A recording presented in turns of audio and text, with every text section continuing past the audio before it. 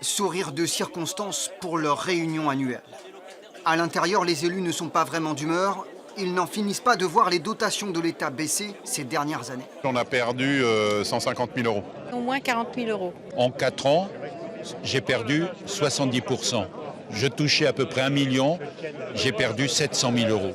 Elle aussi a vu son budget dégringoler et ce n'est peut-être pas terminé, car chacun de ces pylônes électriques est synonyme de recettes fiscales. Et dans cette commune, il y en a au moins une vingtaine. Alors, tous nos pylônes sont situés dans cette zone à l'extérieur de la commune, en fait. Cela rapporte 30 000 euros à la municipalité, oui, mais voilà, dans son projet de loi de finances, le gouvernement envisage de supprimer cette taxe. C'est une catastrophe, concrètement. Nous, on l'a appris il y a 2-3 jours. L'année dernière, sur la loi de finances 2018, on nous avait annoncé une hausse de ces taxes, donc qui n'était pas énorme, mais qui était la bienvenue. Et moins d'un an après, on n'a même pas encore touché cette taxe, qu'il faut déjà y renoncer et qu'il faut la supprimer de nos budgets.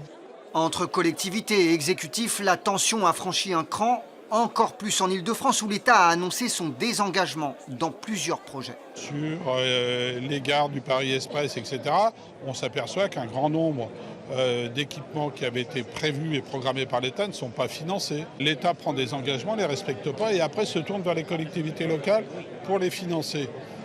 Très bien, et nous avec quels moyens ? Nombre d'élus ont ainsi annoncé qu'ils boycotteraient la conférence nationale des territoires, réunion où les participants sont justement invités à se prononcer sur la fiscalité locale.